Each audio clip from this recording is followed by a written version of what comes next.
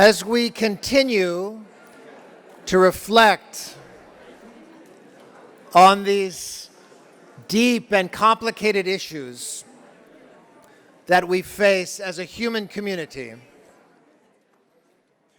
we open up the question of religiously motivated violence that Adama Dieng so extraordinarily presented to us. We want to ground our work, as we often do, in the lives of people in communities, bringing us from what often gets lost in a theoretical conversation into communities, to the grassroots. And to do that, I'd like to invite Emmanuel Ivorgba to join me. Emmanuel is a visionary, scholar, researcher, peace builder, author, recipient of the Unsung Heroes of Compassion Award. His work on the ground, as you will see in a video that we will all be seeing in a few moments, is an extraordinary example of moving into the complexity of violence with a path to peace. And I've asked Emmanuel to just set the context for the video that we're about to see.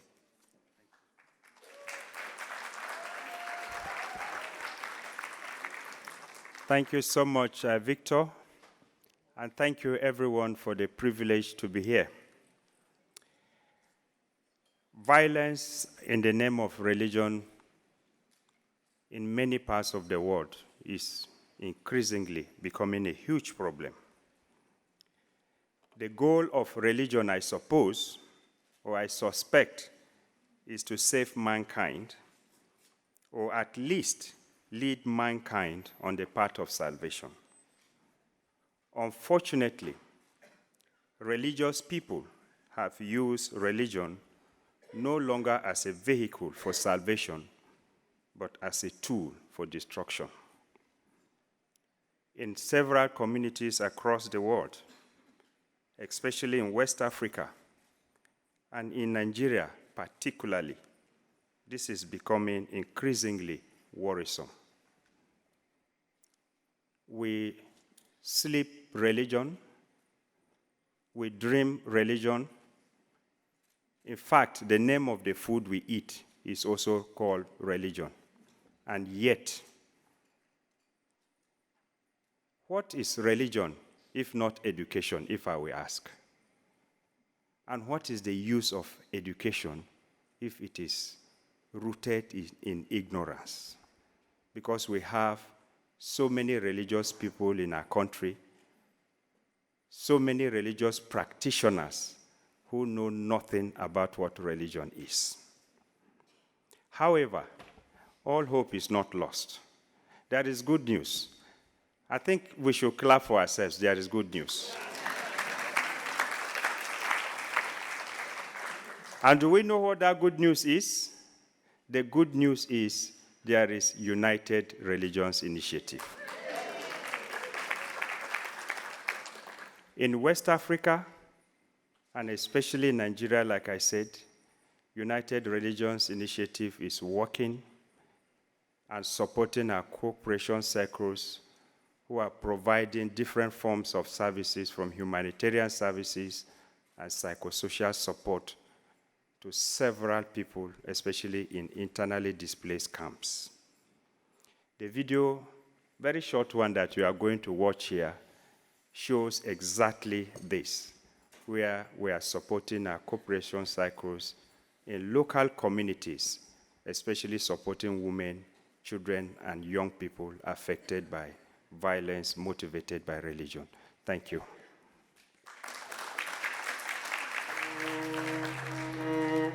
Emmanuel Ivorgba works for URI as the Regional Coordinator for Western Africa. His office in Nigeria is located in a country struggling with poverty, lack of education, and opportunities for young people.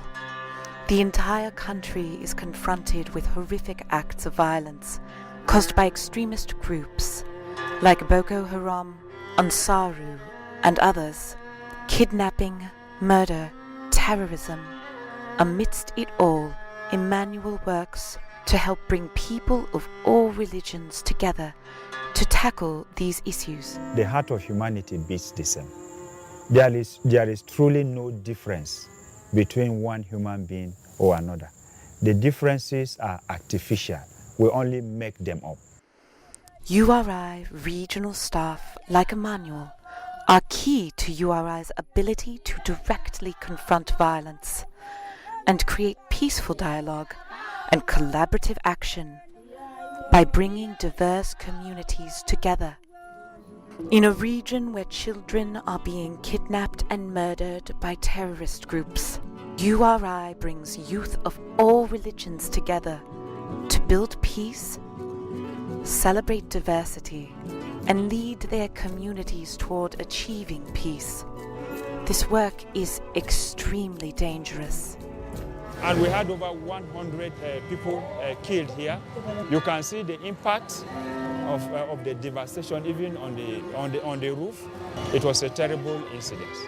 2 years ago, one of Emmanuel's students was murdered by a terrorist bomb. The bombing led to violent confrontations between Christians and Muslims. In response, URI intervened and worked with Christian and Muslim leaders to negotiate terms for the creation of a peaceful marketplace where people of all faiths can sell their goods side by side. URI's direct efforts prove that peace is not only possible, it proves that peace is more powerful than the violence of religious extremism. No man is an island.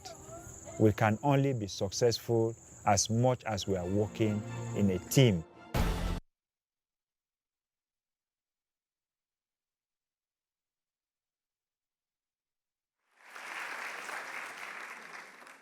Thank you, Emmanuel, and thank you for your extraordinary work. Let's invite the next panel, this panel to come up and join me on the stage. And as we do, I will say a couple of things.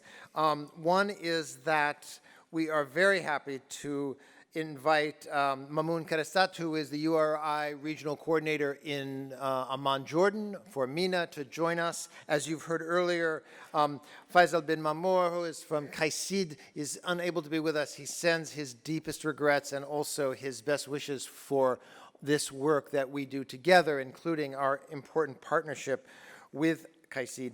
You'll hear a little bit more about this evening because there is a as you can see in your program, the second Global Peace Builder Award is being given to UNFPA, the UN Population Fund, in no small part because of the extraordinary work of our moderator today. Our moderator, who I'll talk more about later, is Azza Karam, Senior Advisor at the United Nations Population Fund, Coordinator of the UN InterAgency Task Force, and beloved by many here. Azza. Lovely. So, assalamu alaikum, peace be upon you all. My name is Azza Karam, and I have the privilege to moderate a very distinguished panel of speakers. And without too much ado, I just wanted to pay tribute to Bishop Bill Swing for his idea of setting up United Religions Initiative, for Victor Kazanjian, Reverend Victor Kazanjian, who also, by the way, serves on the Multi-Faith Advisory Council of the United Nations Task Force on Religion. And we also have several members, Ms. Audrey Kitagawa and Sadviji Bhagavati Saraswati here, who also serve on this Multi-Faith Advisory Council. And I just wanted to share with you very, very briefly that about 35 CEOs of different faith-based organizations, all of which I should say, have served as partners to the United Nations system for over a decade. These 35 CEOs have been selected by the different UN offices, about 20 of us, who sit on something called an InterAgency Task Force on Religion. But we selected our top, most trusted, most appreciated faith partners from around the world to represent the different religions, regions. And it's a gender-balanced group of CEOs.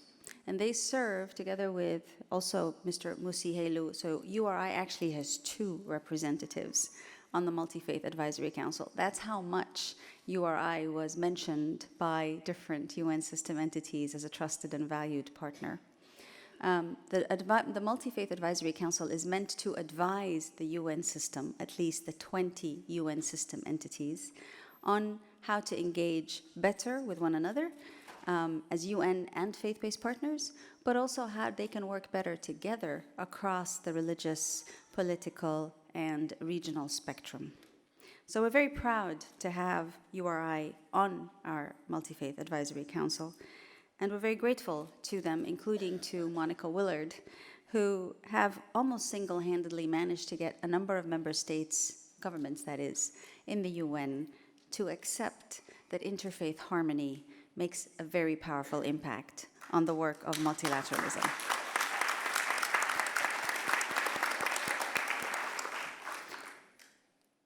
Now, we've heard a number of wonderful speakers through the course of the day. We've just had a superb panel on nuclear and anti-nuclear warfare and the reason why it's a very good idea to get rid of all nuclear weapons. I just wanted to say that in view of the very distinguished group of people we have speaking with us, it might be helpful to remember a few things. It might be helpful, for instance, to remember that every minute a mother dies giving birth in one part of the world due to preventable reasons, completely preventable reasons. Now that is a form of warfare that we live through every day. And that is a very real and pressing concern that most countries around the world face. What is particularly challenging, perhaps, to accept is that even in the United States of America, there is maternal morbidity and maternal mortality that is completely preventable taking place. In other words, we have very dire needs ahead of us that are taking a toll on human lives as we speak. There are millions of people who are deprived of water, clean water on a daily basis. It would probably be a good idea to bear in mind these particular challenges to our human existence that may not sound as powerful as nuclear dynamics indeed are, but that are nevertheless also very pressing concerns. Why do I mention this? I mention this because in the UN system, those of us who have been making a case of why religions matter, we have been making that case precisely because of the fact that it costs lives not to work with religious actors. When you realize that a minimum of 30% of basic health care around the world, a minimum of 30% of basic health care around the world is provided by faith-based actors, when you realize that 70% of hospitals in the United States of America are being run through or via or by the supervision of the Catholic Church, when you realize those very basic data and statistics, you realize that human lives are pretty much in the hands of a number of faith actors. So faith matters hugely. And I think United Religions Initiative has been one of those organizations that has systematically put itself forward as a space where faith actors can come together, regardless of the religions and the religious affiliations, but as people of faith. And this is precisely the value of the panel that we have here working with us today. So apart from the fact that faiths can save lives, we do have a very real situation, which was brilliantly demonstrated by the video that we saw, where faith can also be used to take lives. And given that we have this very real situation with religiously motivated violence, which we would want to learn about from our panelists, I've only asked them one thing today, which is, can you please agree to have a conversation so that you can all be part of a conversation that takes place rather than presentations? Because we figured we might lose some of you after lunch. Although there was no way that anyone was lost after the last panel, I think you're all wide awake. But just in case, we wanted to make sure that we could be having a conversation with each other here today. And we're going to ask each of our panelists, not each, but we're going to ask 3 questions to our different panelists. The first question that I'd like to direct towards Mr. Musi Hailu, since when we are hosted, the host does get the opportunity to give the first answer, and then we can go to the rest of our distinguished panelists. But Musi, what do you understand to be religiously motivated violence? What is that?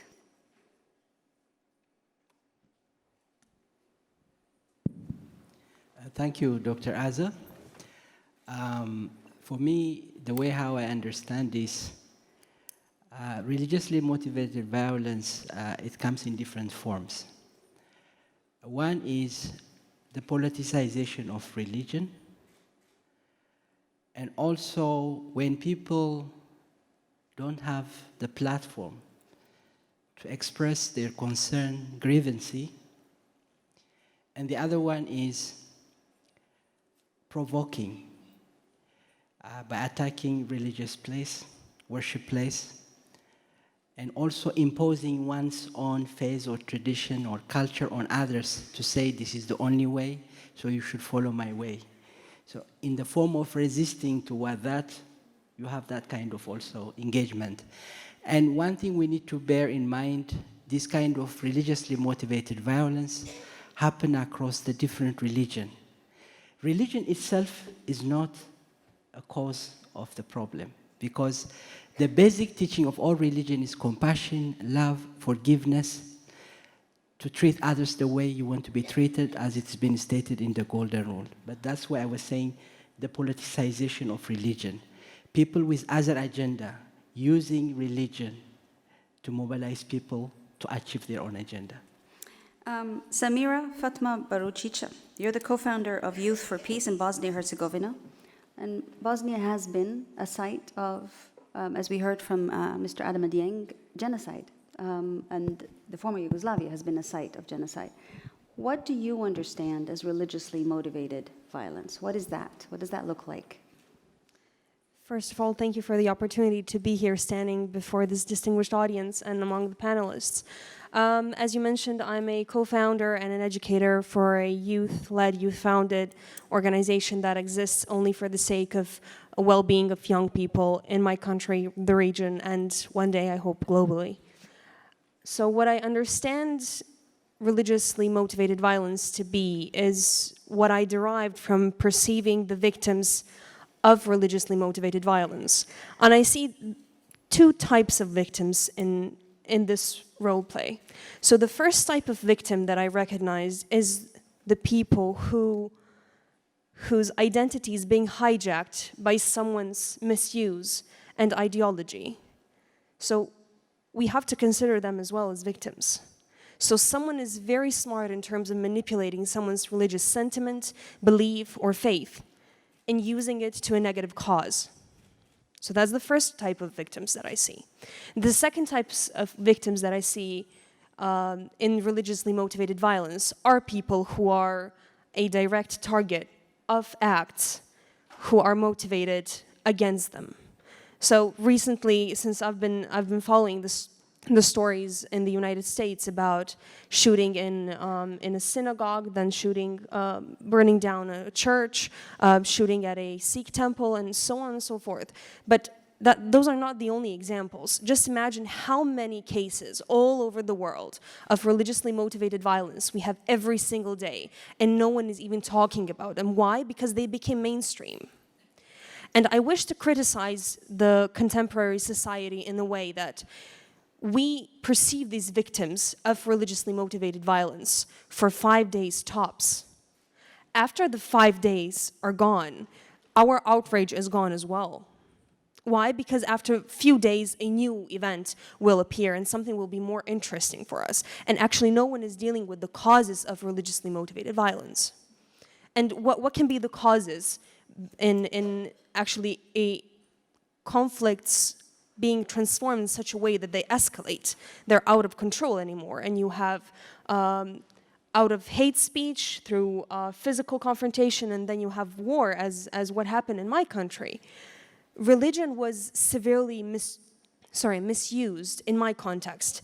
The character of war in Bosnia-Herzegovina wasn't a religious of religious nature. It wasn't a crusade. It wasn't of any of that sort of thing.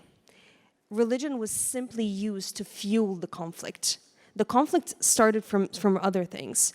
And why did they use and misuse religion? Because that's sacred to people, that's so close. You're willing to do a lot of things to protect the sentiment that is making you go forward.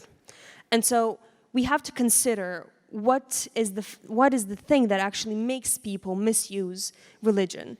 And I strongly believe that's simple manipulation, and it's easy. Thank you very much, Samira. Maybe I can build on your point about the manipulation of religious discourse to fuel religion. And your neighbor comes from Jordan, which is a region that has quite a long history of having religious manipulation of different kinds of conflicts, to the extent that we know that our Palestinian Christian brethren are being denied their right twice, once because they are Palestinians, also because they're Christians, by portraying the Palestinian-Israeli conflict as though it was a Muslim-Jewish issue, when many of us in the region know that it's a great deal more complicated than that. But this is perhaps another example of manipulation of religious discourse or religion to explain or to justify violence. Working in Jordan for the entire MENA region, you must be encountering different versions of that kind of religiously motivated violence. Can you say something about how you see it, what kinds of examples you're encountering? Yes, we need to understand something about MENA region. MENA region is... Middle East and North Africa. Yes, Middle East and North Africa. We used to think, at least before the Arab Spring, that we live in harmony and we don't have anything of what we see in the news about religiously motivated violence in Europe, in the United States, in the Far East. So we live in like, we were not really awake about the importance of working in interfaith. So the issue in the Middle East that the Christians and Muslims, they live in harmony, in full harmony, especially in Palestine and Jordan and Syria. But at the same time, we were not talking to each other. The Christians live in their world, the Muslims live in this world. So the ignorance somehow let us feel as Muslims that the Christians are not in our side. And this has been abused by many, let's say, regimes in the region. And they start to divide us more and more because it's our mistake. We haven't been speaking to each other. We haven't known about each other. For one example, I took with me my colleague to Saudi Arabia, and he was a Christian. And I said, I want to go to do Umrah. It's like, you know, going to Mecca. When I come back, he told me, the tomb of your prophet there, you roaming around it. I told him, which tomb? He told me, your prophet, you aren't do this. I told him, how come you believe that you live among us for years and you believe that we are going to Mecca to make Umrah around the grave of our prophet? So this is the ignorance in our region. And this is, I'm not blaming any party, but the politicians use this. And we, as let's say, grassroots community, we start to feel we need to talk to each other. And here comes the role of URI. For the first time, I managed to work, to do things on the ground. Like URI is all about daily cooperation, about doing, about action, not lecturing, not hanging out. We are doing real work. The real work means real exchange of culture, of religious beliefs, getting to know each other, establish friendship, trust. That's why URI is very important, and I love the work I'm doing now in MENA region. Thank you. Maybe just staying with the theme of Middle East and North Africa, and we know that the Euphrates River happens to be there in Iraq, and we just heard Janessa read a beautiful exegesis on children and the nuclear or anti-nuclear prayer. Janessa, you're the founder and CEO of the Euphrates Institute, which is another URI cooperation circle. As you can see, I'm honoring all the URI folks. Then I'm going to come to the non-URI people. But since we're in a URI context, let's just continue that particular cooperation. Janessa, how do you see and understand, given especially your experience of being in the midst of a conflict in Iraq, what is religiously motivated violence exactly? Yeah, well, having been, so for me, being in the war zone in Iraq and the Euphrates River was my solace. It was this beautiful vision of life amidst the desert. You know, everything is desert and brown except this gorgeous blue river cutting through, and it's the source of life for the crops and the fields and of beauty. And so it spoke to me after being in Fallujah for almost 2 weeks in 2004, the only civilian woman on the base. And then I went to another special forces base that was along the Euphrates River. And I went up on the roof and took in that scene, which was just, if you can picture the most still, you know, I couldn't hear any bombs going off, no human sounds except the gurgling of this water of the Euphrates River and the swaying of the reeds. And I realized that that river flowed in the midst of, just a few miles downstream, in the midst of Fallujah, in the middle of all the bombs going off and the destruction. And the thought that came to me is, which will you choose? Because those two scenes were happening in the same space at the same time. This river of life and inspiration and hope, and the bombs and death and destruction going on. And I knew with everything in my being, I had to choose the river. I had to choose life. I had to choose peace over violence. And I didn't know what that meant, but that was sort of the launching point for me leaving the CIA and choosing a life of peace building, which I knew nothing about, but I knew that there had to be a way beyond, because for me, and especially in counterinsurgency, it was like catching drops of water from a leaky faucet. You know, you get one of your bad guys, you get an enemy, and then 10 more just fill their place. So how do we actually turn off that faucet? And that is the work of URI. It's on the preventative side of ending religiously motivated violence before it even erupts. So to me, experiencing it in that little taste, but what I have most admiration and appreciation for is the people who are still on those front lines every single day. And I think about that as I live in cushy Northern California, and there are folks in our chapters in Sudan and in Cameroon facing an increasing genocide there. It just gives me so much appreciation that they are willing to sacrifice their lives and that they are facing religiously motivated and other kinds of violence every single day. I'm not going to go to Sudan and counter ISIS that our chapter is doing in all these other places, but they're doing it. So how are the ways that we can support them to do it? But then that just motivates me the much more. What can I do in my sphere, in my community, because it's connected? And that those facing violence just is such a daily reminder for those of us living lives of ease and peace to not take that for granted and to have that be motivation for us to do more. Thank you.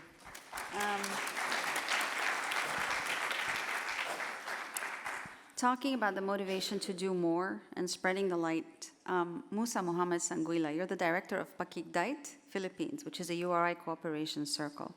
What is some of the work that you do to counter religiously motivated violence? First things first, Assalamu alaikum. The thing with religiously motivated violence, it's a very lucrative business, you know. When you speak about religion, it could be easily spark something. And fortunately and unfortunately, the media used to pick it up. And it's like wildfire, and do the different way, which is very lucrative. Based on experience, the first time I was arrested by the soldiers during the war in Mindanao, just about one stone throw away from our house, when the President of the Republic declared the all-out war. We have 3 all-out war in our place, between the More Islamic Liberation Front and the government of the Philippines. And when I was arrested by the Marines, I think the first question was, I do not know why I was arrested.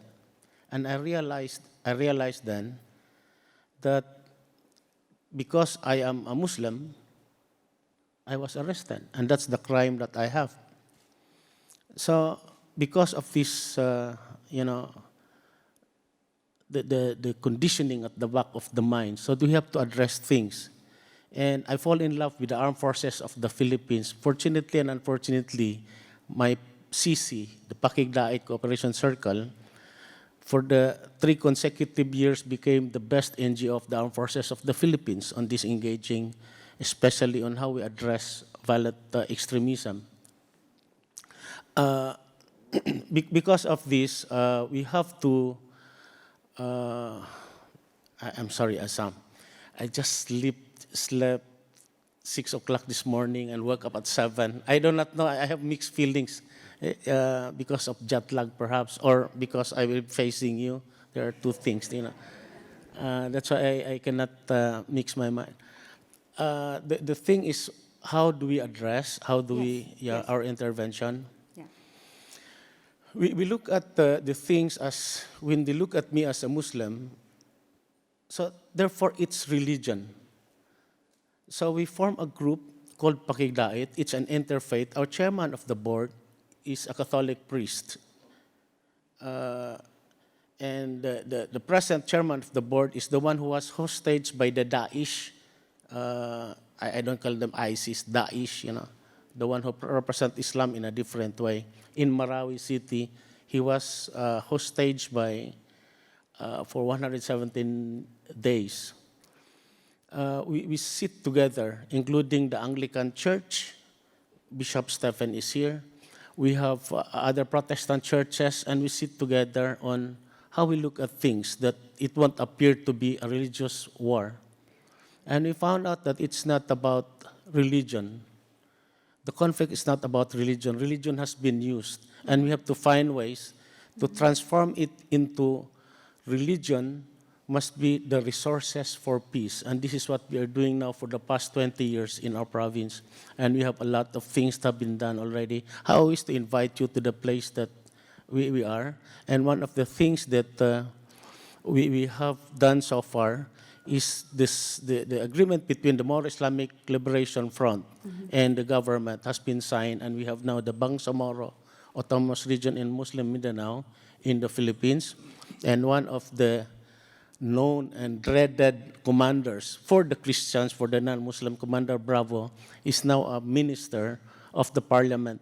So this is a great leap of transformation that is happening, and it doesn't end there, because conflict doesn't end. It's very dynamic, and we have to sustain. I thought I could relax, but the moment, you know, I have the stamina to look at it again, because if I lose it, another conflict will transpire. So I hope I got the answer, Assam.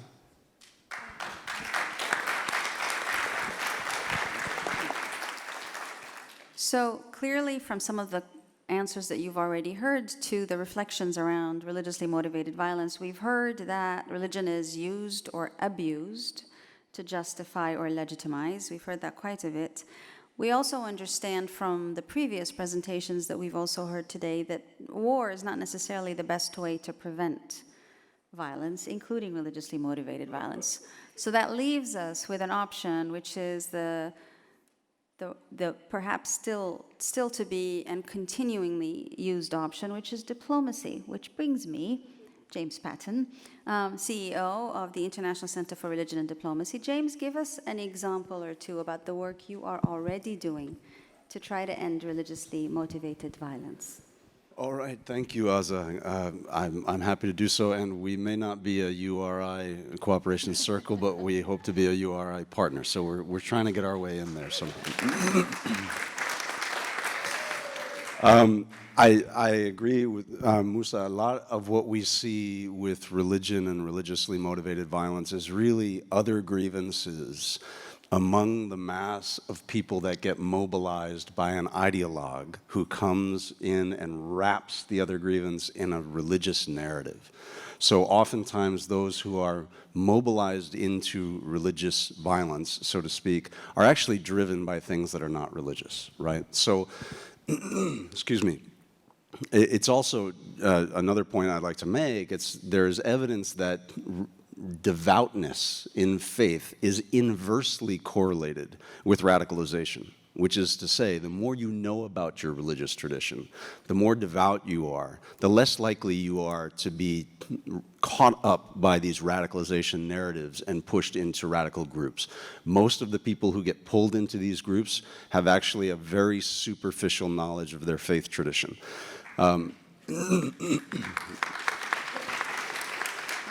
There's a hadith, sacred saying of the Prophet Muhammad, peace be upon him, in Islam, in which he was asked, "O Prophet of Allah, who is not a true believer?" And he responded, "The one whose neighbor does not feel safe from his evil." The one whose neighbor does not feel safe from his evil. And unfortunately, a lot of what's being driven now, particularly in our country, in the United States, in terms of divisiveness and divisions around religious identity, is being driven by people who would consider themselves religious. So this is just something to keep very close to our hearts and in our minds. But at ICRD, we have 4 objectives, strategic objectives that guide our work, and I'll use them to sort of quickly illustrate a couple of programs. The first is to remove religion as a driver of violence. So there are moments in which there are ideologically committed people who are pursuing violence or pushing others into violence.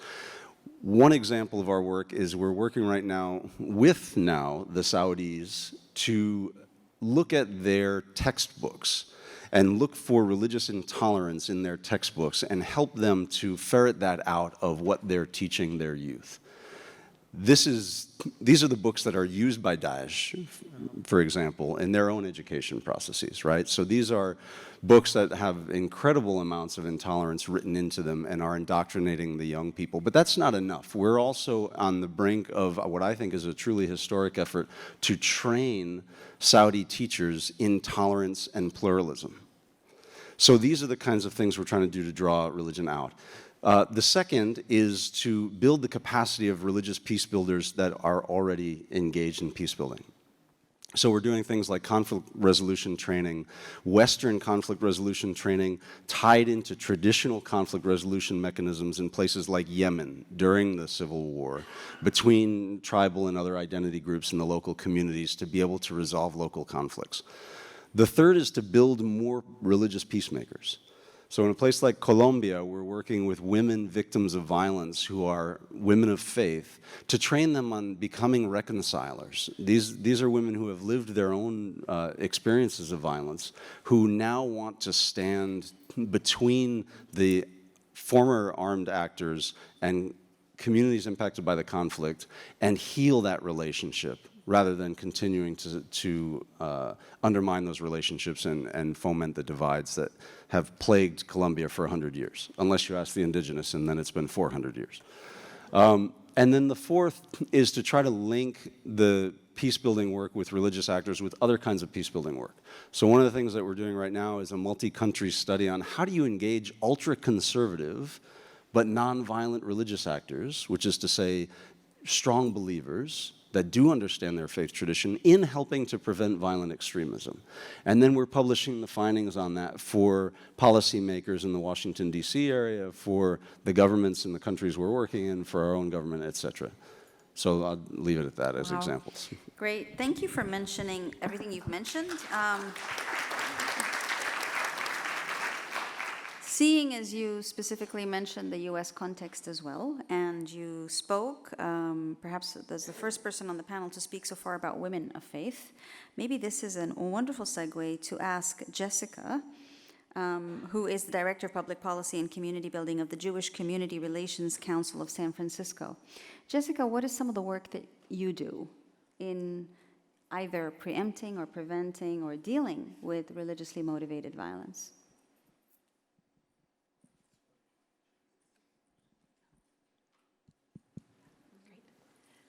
Hello, everyone. It's really an honor to be here. I want to start by saying that the Jewish Community Relations Council was born at a time of great violence. It came out of the Shoah, out of the Holocaust, at a time when Jews were looking to answer some pretty tough questions about what could we have done differently and how could we have spoken as a community differently. And so the Jewish Community Relations Council brings together a large group of the Jewish community on public policy and community building programs, and we part of our work is really about interfaith community building and building those bridges. And I want to mention three ways that we really work to sustain and grow the conditions for peace in the United States. The first, as I already mentioned, is working to build those personal relationships with faith and with other faith and ethnic groups. The second is really about safeguarding our democracy. When we know as Jews and other faith minorities that when the democracy is in decay, we're not safe. And so we need to make sure that our democracy is strong and that we, as people of faith, have freedoms here in this country. So that is another piece of our work. And the third is really about civility, modeling civility to our community, but also calling out our elected officials and our civic leaders when they are not being civil, and reminding them that civility is an important part of being a leader, and that it in fact can calm down situations when they are erupting. And so that we are always trying to model and speak with a civil tone and calling out our leaders to do the same. Brilliant.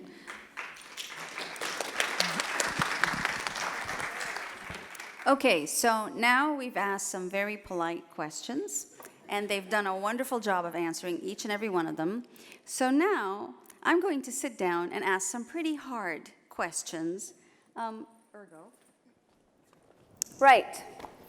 Modeling civility, thank you for that. And also calling out those who are uncivil in our political spaces and in our religious spaces. Ambassador Musi Helu, you are representing URI to the African Union. How do you see that particular role that you bring as the ambassador of URI, so to speak, in this multinational African forum? Do you find yourself able to call out any of the leaders that you see in that space if there is a sense of incivility, or do you have another way of trying to convey the message of the value of countering violence, and especially religiously motivated violence? Basically, what kind of things do you do with the African Union that correspond with what you've heard your colleagues here on the panel say? Thank you, Dr. Azza. First of all, let me say this. In URI, we strongly believe in engaging actively in the preventive diplomacy before the actual problem arises. Usually, the media and others respond following the precious life of people being destroyed, lost, property being destroyed. It's only then people are talking about engaging soft power, in other words, faith-based organization, religion leaders to actively engage. But for us, we do believe, and this is what we are doing also, and that's why we put in our purpose, to promote enduring a daily interfaith cooperation. And that's one aspect of the purpose why we focus in working on a daily basis, because the fear of the unknown was causing the problem. Imposing, as I said earlier, your own ideology and the misuse of the religion. So we are building trust and understanding on a daily basis, and especially as a grassroots organizations. But in this effort, we are also believing strongly in working in close partnership with different organizations and policymakers. To give you an example, with the African Union, United Religions Initiative in Africa, as it's been also mentioned by His Excellency Adam Adanye, hate speech which leads to incitement need to be addressed. So with this in mind, we are really calling the member states to come up with clear policy against hate speech in the 55 member states of the African Union. We are also working introducing the peace education starting from the kindergarten, and especially we are also engaging in highlighting the human dignity. And that's why we are promoting the teaching of the Golden Rule, which says, treat others the way you want to be treated, as the best way to bring social justice, peace, and harmony, and human rights. So we develop a partnership with the African Union, and also we join with KAICID and with some member states in the African Union in the establishment of the African Union Interfaith Dialogue Forum to enhance working partnership on a daily basis between religion leaders and policymakers in addressing these issues. So these are some of the things that we are doing. Brilliant. And the other thing is, as I said earlier, we don't want to be like a fire brigade. Early warning mechanism is very important, and we need to build trust and understanding, and also to bring the voice of the voiceless through this network. I can give you a good example. For example, because of our engagement, our cooperation circle in Nigeria, in Kaduna, the imam and the pastor, they are known internationally now as imam and pastor. Pastor James and Imam Muhammad from Kaduna. The two religion leaders were really looking forward to kill each other following the religiously motivated violence. But due to active interfaith engagement, learning, and dialogue, now they become the beacon of peace and reconciliation, not between Muslim and Christian in Nigeria, but outside of Nigeria as well. Fantastic. So this is what we are doing. Thank you. Thank you. This echoes a point that was made earlier today in terms of the sustainable spirituality.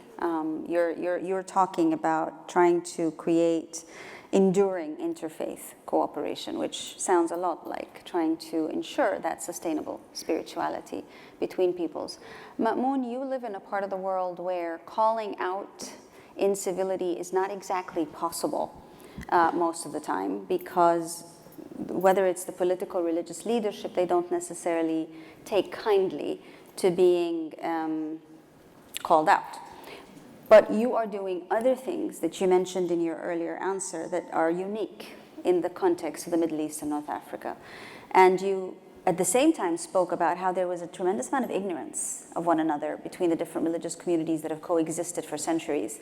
What are you doing that is particularly unique through your work that addresses those things and helps build that kind of sustainable coexistence spiritually? Thank you. First of all, we hear the word coexistence. We see mutual understanding or mutual respect. Okay. Actually, as I said, I discovered, and many people maybe agree with me, that ignorance is the real problem because we don't know about each other. So I established with URI community leadership in MENA region 2 main initiatives. The first initiative is about preventing radicalization that leads to violence, because we are grassroots organization and we deal with people from all walks of life. People are educated, not educated, young, old. So we need to do something to prevent the problem from happening. This program, we do it in local level. In terms of non-formal and formal education, we focus in building the capacities and competencies of leaders of civil societies and CC, URI affiliate group across MENA region. These competencies range from tackling the stereotype related to religions and cultures to critical thinking. This is very important in our region because people are passionate. We need them to think twice, to think about the root causes and who is the final beneficial of anything, to how to deal with media literacy, especially the social media. And we do something related to economic empowerment, because part of the problem is feeling unemployed or feeling economical excluded, especially for the young people. We try to give them competencies about how to establish small business, how to create ideas, small ideas, how to think out of the box, these things. We think it's all related to building a resilient community in our region. The other initiative is related to education also, but intercultural citizenship education. This is very important, especially after Arab Spring, and we see the minorities in the Middle East were subject to a lot of, I want to say, bad things, but let's say a lot of discrimination and persecution. So these minorities felt in a very defensive place, and many of them, and I'm sad to say this, many of them tried to, get out of the countries, especially a country like Jordan with a lot of history of coexistence, let's say, of mutual living, as Rabbi said in our previous morning session. They were living together side by side. Then they conveyed to me, I want to leave. I am not safe as a Christian. So this sparked an idea, is to do some kind of intercultural citizenship. We are diverse people living in the same land, so we need to understand each other to achieve the mutual understanding and the mutual respect. How we do this? We do this through different approaches, let's say. One of them is to visit the worships houses of the others, of the minorities, and lead the majority to promote the minority issues. We did 2 visits to Baha'i house of worship, which is Baha'is, 1,000 Baha'i we have in Jordan, but still they are facing a lot of discrimination, frankly speaking. So we visited them, and we participated in their Nowruz occasion. It's like Eid in Islamic term. And we visited their family. They invited us to see how they live. So we took around 20 people from university, and these people are not interfaith activists, ordinary people. We select them from the university, and we took them to see how the Baha'i live his day-to-day life. And they were very cooperative with us. This is how we change. We need to deal with not the convinced people. We need to search for new people, grassroots people, and engage them in our activities. Brilliant. Other way to do such a thing is by doing voluntary camps involving refugees, Christian, Baha'i, in doing some community service in any place in Jordan, for example. And we're trying to do this in Iraq soon. Third, Oh, hold on. That's great. That's enough. That's plenty. That's okay. really plenty. Thank you for that. We will come back, and I'm hoping that we will also have time for the audience to ask and pose questions. And just bear with me a second, because I think I heard Musa say in the earlier intervention that that the circle has been deemed very valuable as a partner to, was it the armed forces of the Philippines? All right, so forgive me for the question, but why, how did the armed forces of the Philippines learn to appreciate the work that the URI Cooperation Circle in the Philippines is doing? What was it that made them see that and appreciate? Yeah, let me put this way.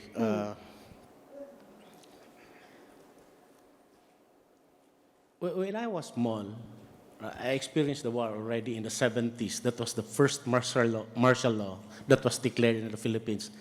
At present, there's a martial law now, only in Mindanao. But when I was small, that was the war, And during those war, it's good and bad because I have a lot of friends, because every year I have a different school from grade 1, grade 2, grade 3. So because I became an IDP, not the International Day of Peace, but the internally displaced, every year. So because of that, I could understand, I could see soldiers. And most of the soldiers, about 99%, are Christians.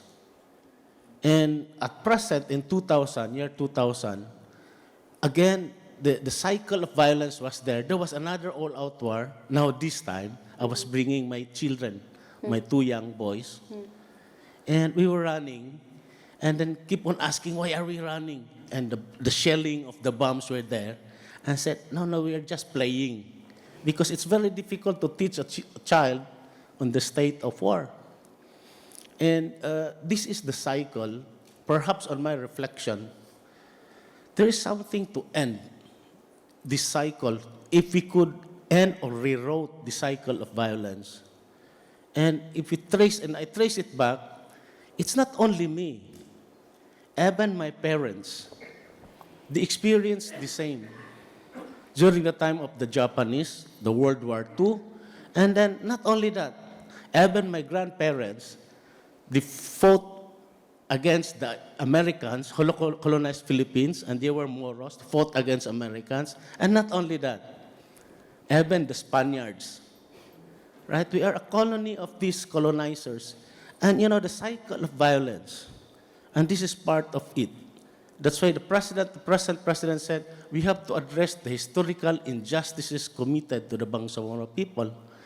And this is a wide or a very big picture on how we translate this into action against the present condition of the media and the rest of those, presenting on a different level of, And what is the URI Cooperation Circle able to bring to that is new, that is different, that is value added? Yeah, the beauty in here is we are a small NGO, very small in the community. And we need to amplify our voice. And it was fortunate and unfortunate. I always say fortunate and unfortunate because we do not know really. That URI was there, and we find something, a link that could amplify our voice. And this is now the role of the URI to amplify the voice that this is happening. Now, for the case of the Armed Forces of the Philippines, using the PPP, Preamble, Purpose, and Principle of URI, to promote daily enduring, Maria, cooperation, to end religiously motivated violence, and to create cultures, justice, and healing for the earth. So these are things of the PPP, or the banner of URI that we share, and then they like it, and we act on that on the ground. Brilliant. And these are the things that we have spread this all over Mindanao, and we have a lot of CCs because of this. Okay. Anyway, I'll just give chance to others to speak. I think Okay, that is much appreciated. Thank you.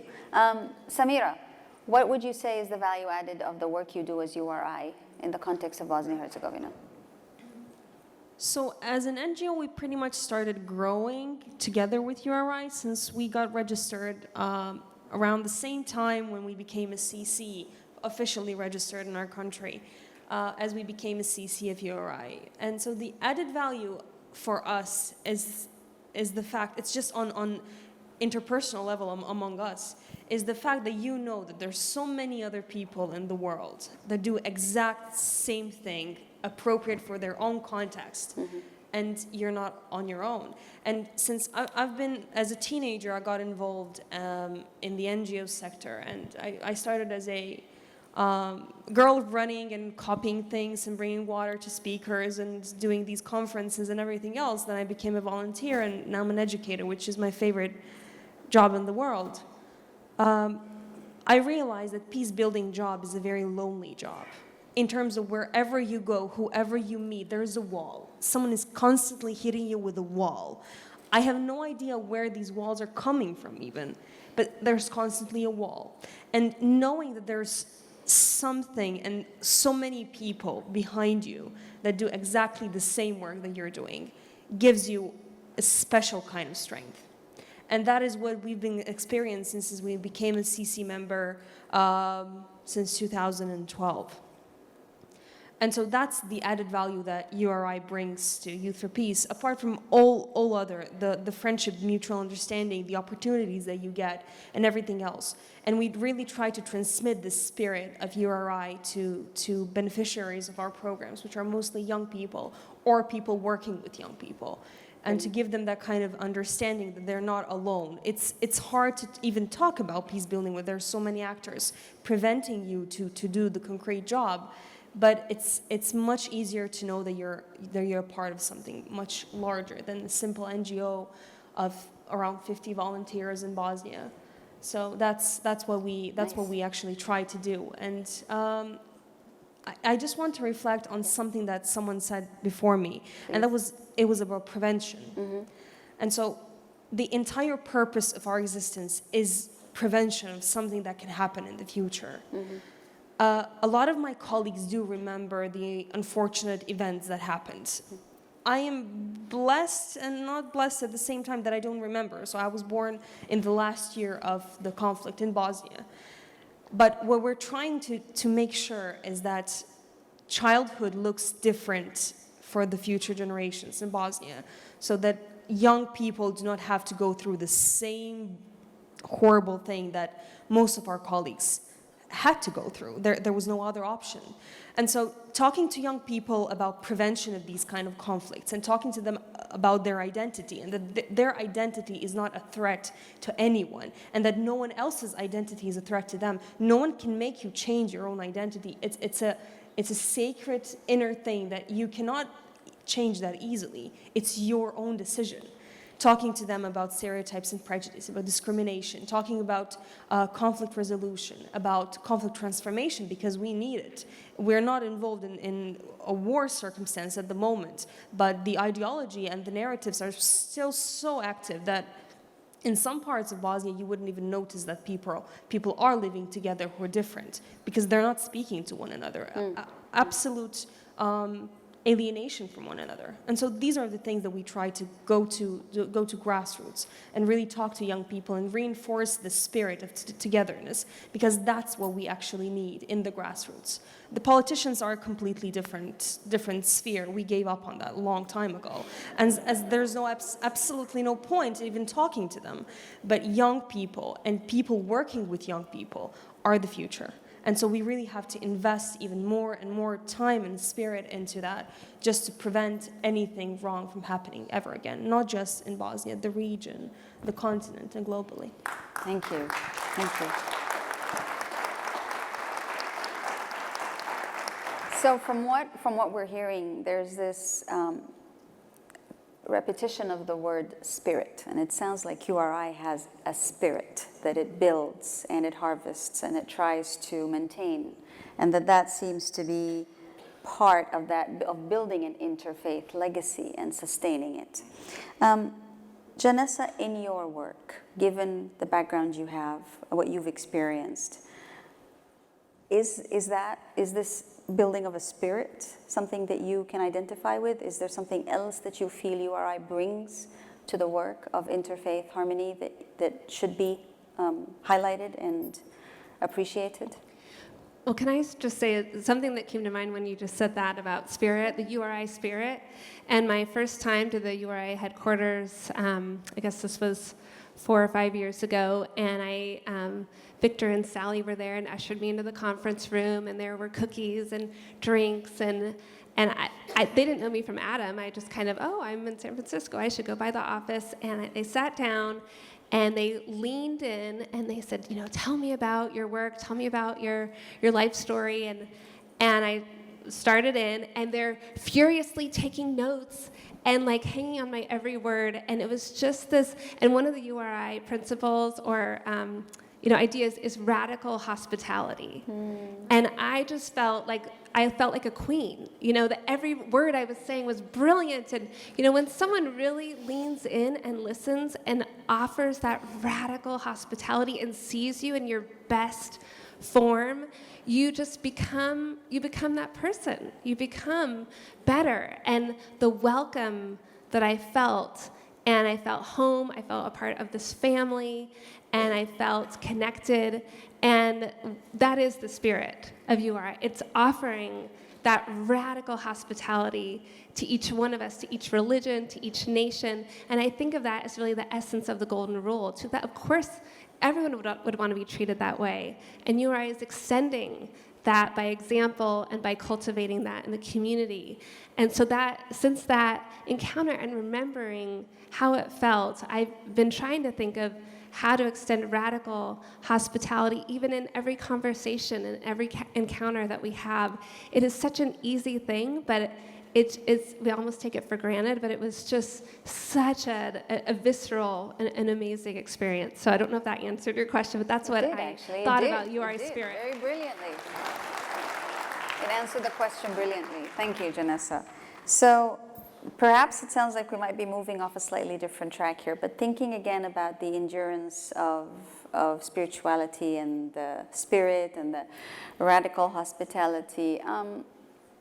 James, you mentioned trying to educate or to inform about curricula that could or that do nurture the exact opposite of this spirit, which is the religious, perhaps bigotry or hatred or ignorance about different religions and so on. How do you think that an international context like ICRD or an international community like ICRD can actually advise a Saudi context, which is not exactly its everyday milieu? How does that happen? What is it that you use to make it possible to influence a curriculum about religion in another country altogether? What is it that you do? What's the magic that you do here? Well, first of all, and I think this leads into the answer to your question, but I'll be a good politician and answer a different question. A note on radical hospitality. It's a great segue piece. But it's important, I think, for all of us to remember, you don't make peace with your friends, right? We are called to make peace with the people that we have a hard time with. We are called to make peace with the people we disagree with, and even the people we abhor. Because if we don't, we risk becoming what we abhor.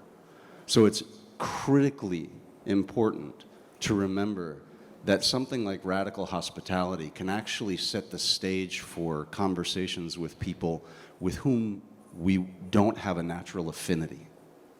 So there are techniques that draw on all of this spirit element that you're talking about that allow us to go into spaces that aren't necessarily safe spaces and create a security around a dialogue that then allows for a relationship to be built. Because I don't remember who said it, but someone said social change moves at the speed of relationships, and I think that's a brilliant line. Yes, that was the Reverend.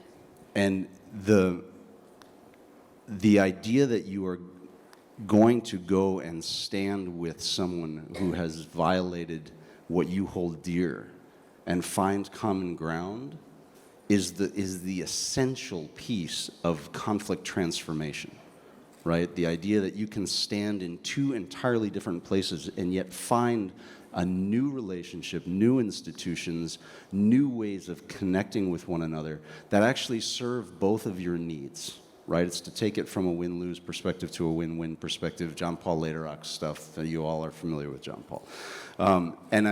This brings me back to the question about the military and the engagement with the military as well. We did this when I was working with gangs in Colombia. Mm-hmm. We brought in the police, mm-hmm. and that was actually a huge challenge within my own organization because many people had visceral responses to this idea that we're going to bring in the folks who are actually committing some of the human rights violations that we were trying to stand against.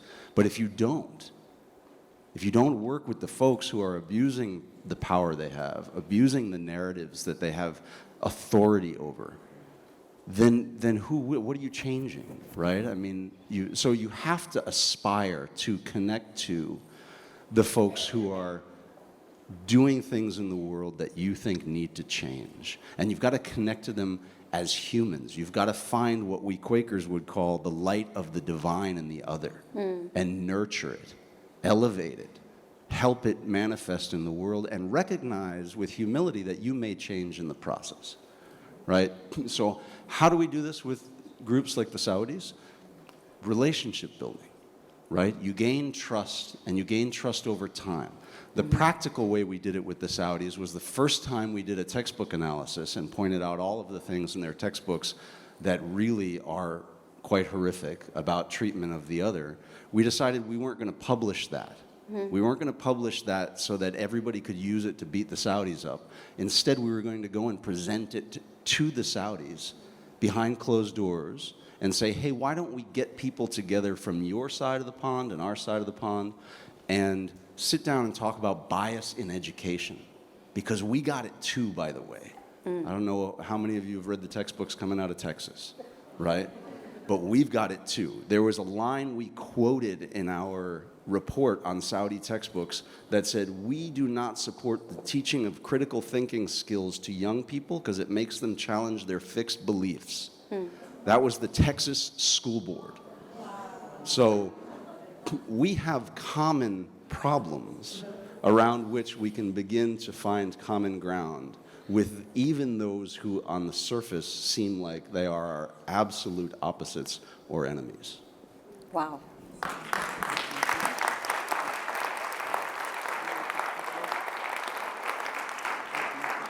So I know this is kind of a hard thing to speak after, but that particular combination of tact, sensibility, sensitivity, and humility that seems to have been articulated by the work of ICRD.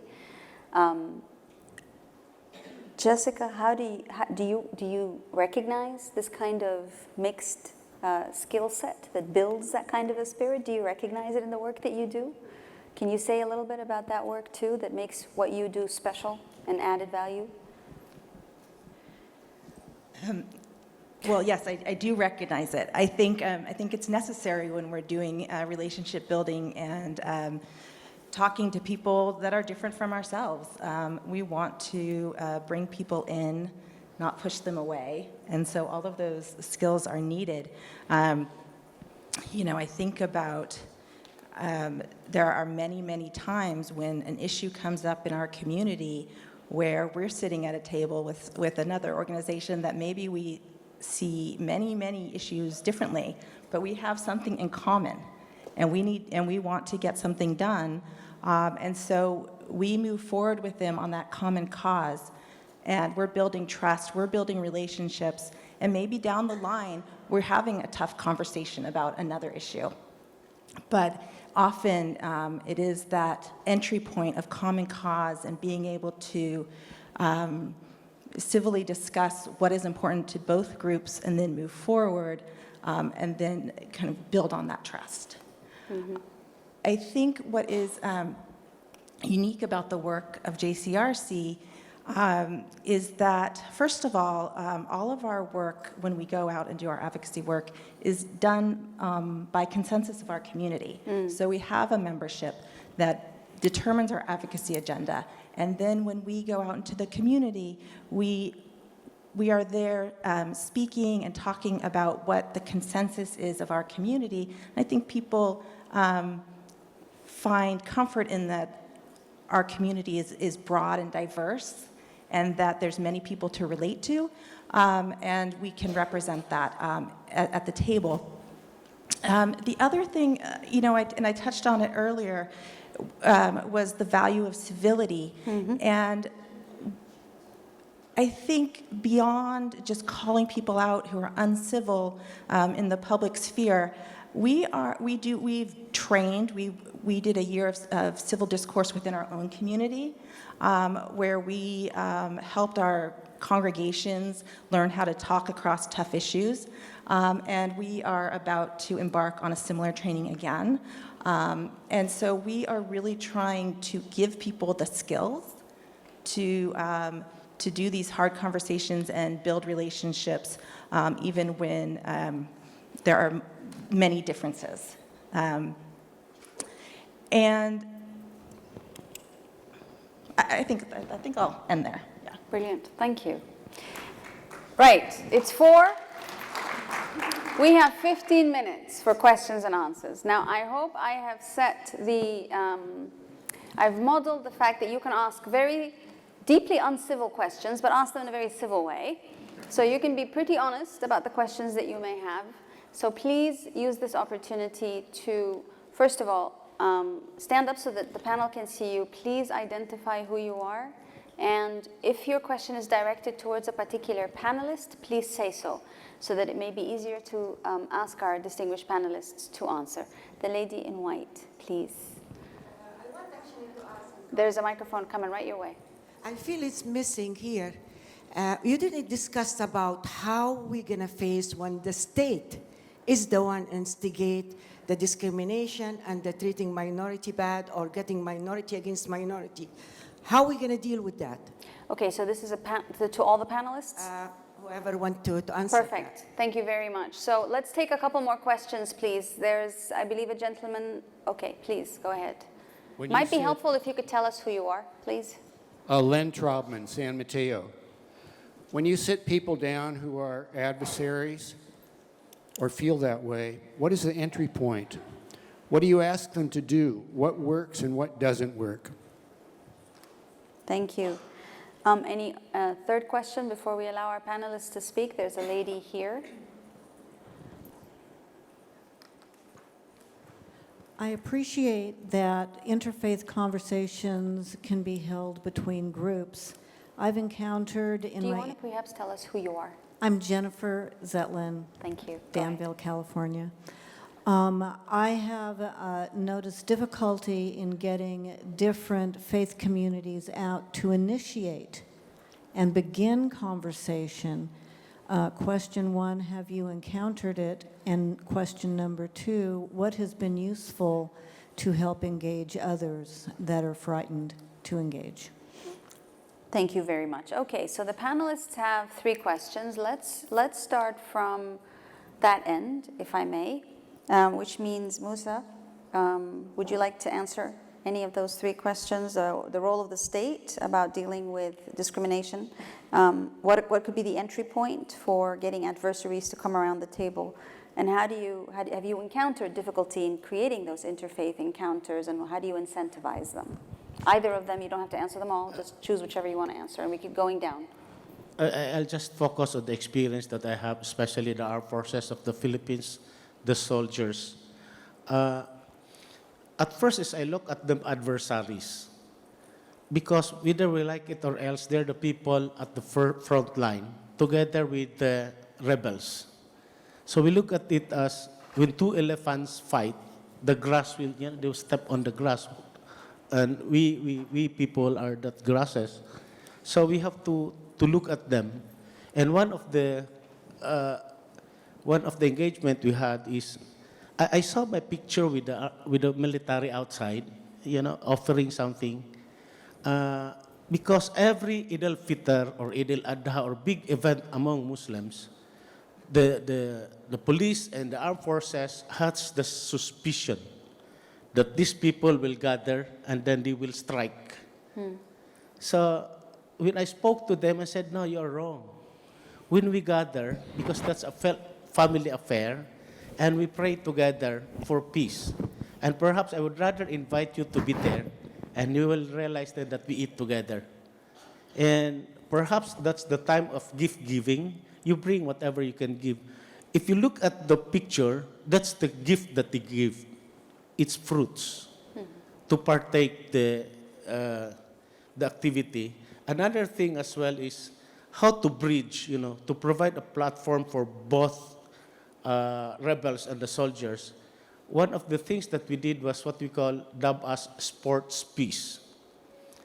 Through sports that we bridge them together, because I sit also up as part of the ceasefire mechanisms between the two panels, and asked both of them if we could have to show to the people that we are not the one who is on the front line, and we have to spearhead as well on the level of peace.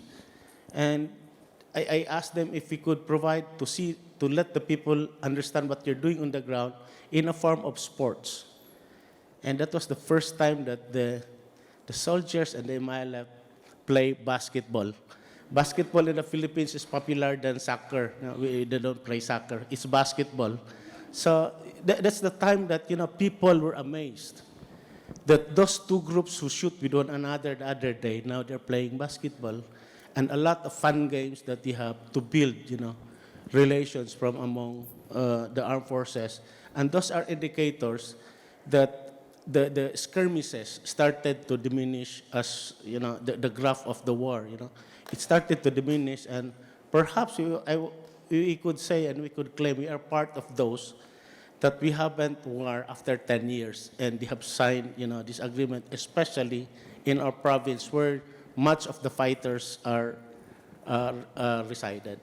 Thank you. And thank you also for highlighting something that we haven't heard yet, which is how critical sports can be to bringing communities together. And that in and of itself is a form of incentive which is very, very ancient for a long time. James, 3 questions on the table. Tell us which one you want to tackle, or all. Sure. No, they're all very good, and I have thoughts on them, but I'd like to focus on the adversary entry point question. Mm-hmm. What's the entry point where you're trying to get adversaries to work together? We've heard a lot about working on common cause, mutually beneficial activities, right, to get them to find a common problem to solve together. That's very effective, but it's also not always, their communities are not always ready to do that with one another, particularly if there are open wounds of history and there's resentment between the two communities. So what you have to essentially do before you get to that point is do some sort of reconciliation process, frankly. And I have found, we have a methodology now around reconciliation that has 5 elements to it, but the core elements to begin the conversation are what I call histories and acknowledgement. And these are 2 very different things. The history is really about getting the groups or individuals to be able to tell their story. It doesn't matter if the story is true. It doesn't matter if the story, matches objective history, quote unquote. Each individual's experience of the past is going to have some meaning to them based on the way that they see it, right? So working with folks, groups or others, to be able to express their story, sometimes that's not easy. Mm-hmm. Sometimes there are a lot of techniques you have to use on trauma healing and all sorts of other things, even to get to that point. Mm-hmm. But that's done apart, not with the groups together. Mm-hmm. When that is accomplished to a certain degree, and you need certain facilitation experience with reconciliation to know when groups, there's a certain ripeness for them to be able to talk with one another, then you move into a space that I call acknowledgement, which is where you do things like compassionate listening and some of the other things that I've heard talked about, where one group or individual is able to recognize that the story they're hearing is important because it's the story of the other person. Again, it doesn't mean they agree with it. But the facilitation skill there is to not allow for debate and pushback, right? It's to drive the conversation towards acknowledgement. I hear what you're saying is your experience of our history, and you're hearing what I'm saying is my experience of our history. We're not going to debate who's right. We're not going to look for truth.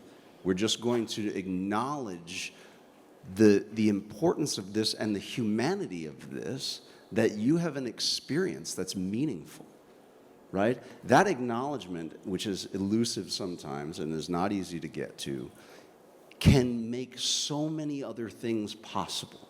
If someone just simply says, okay, I hear you. Simple as that. Can make so many other things possible, because there's a lot about getting things off of your chest and being recognized by the one you see as an adversary. That has to happen before then you can discuss things like what kind of retribution has to happen, not retribution, what kind of, thinking in Spanish, Reparations, thank you. I've done this mostly in the Latin American context, so I've got the wrong language going. Yeah, what kind of reparations, what kind of pardon process, and then eventually what kind of mutually beneficial practice they can engage in to rebuild a new relationship that has new defining elements to it. Brilliant, thank you. And can I also encourage the person who asked that question, because a lot of what James said resonates strongly with the methodologies used by different truth and reconciliation commissions in different parts of the world, that there's a lot of rich knowledge out there about how you can engage with different adversaries around certain very difficult, deeply painful issues. So there's plenty of knowledge, and what often happens in religious work is that people think they have to reinvent the wheel a little bit.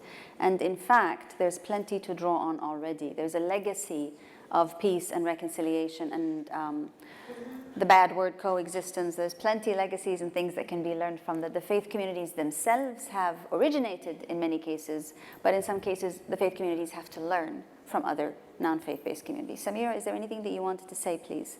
I would like to address the question asked by the lovely lady here in the front regarding how to get individuals who are not interested in peace building and interfaith work into all of it. Directly never worked for me. So inviting someone to become a part of an interfaith workshop never worked. So what we do with young people is, let's say, offer them 2 free days in the capital of the country, all expenses covered. We will be talking about dialogue, assertive communication, and tons of other very popular topics. One of them is peace building, and no one will notice it, because everyone will see free trip, accommodation, food covered, and a lot of free time.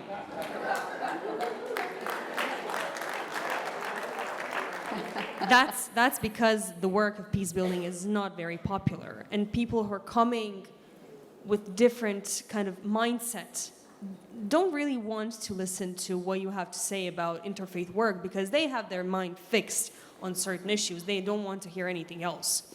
Creating and cultivating the grounds for dialogue. And even having people, this is an intercultural and interfaith dialogue, having people in the same room, talking about nuclear weapons, which is faith neutral, let's say. We have it all in common. This is an interfaith dialogue, the grounds for interfaith dialogue. And then building up to it, building. And then you got to a point when people start using the reconciliation techniques and speaking about painful past and everything else. But you need to go up to a very slow pace to get to that phase when people actually really want to come. We've been blessed that now we have participants who are coming specifically for peace building and interfaith workshops and activities. But it took so long for us to get recognized as someone as people who really know what they're talking about. We first need to learn them in, which was a bit sneaky, but I like that kind of sneaky. So you have to be really, really, again, sneaky in terms of getting people involved in peace building, because once you're in, it's addictive. You have to stay there. And one can also say it's not necessarily sneaky. It is an invitation to come together, and you do things while you're together. Different ways of looking at things, I'm sure. Ma'moon. We practice something similar to what Samira just said. And I want to address the same question because this is the most difficult for us as URI. The name itself, it's an issue in Middle East and North Africa. How come you bring all religions together? You are atheists, you are so and so and so, I want to say anything. So we use themes, we do activities and we use several themes. The most, let's say, successful theme was camps. We do voluntary camps, and these camps include a free trip to Petra and 1 night in Wadi Ram. This is very touristic areas. And during this, the volunteer job require everybody to interact, to engage with the others. Nobody can do it alone. The whole group need to do one exercise. They cannot divide, they have to work with each other. And they have to camp, they have to sleep, and they have to do the campfire together. And some of them need to know a lot about the others to work with them. The idea is to break the ignorance, because we believe people are fearing to interact with different religions or the other because their ignorance, they know nothing about him or her. So we need to fight ignorance by let them get first-hand information about the others. Another theme we use, the art and the sport. Right. In Jordan, the young people love it a lot.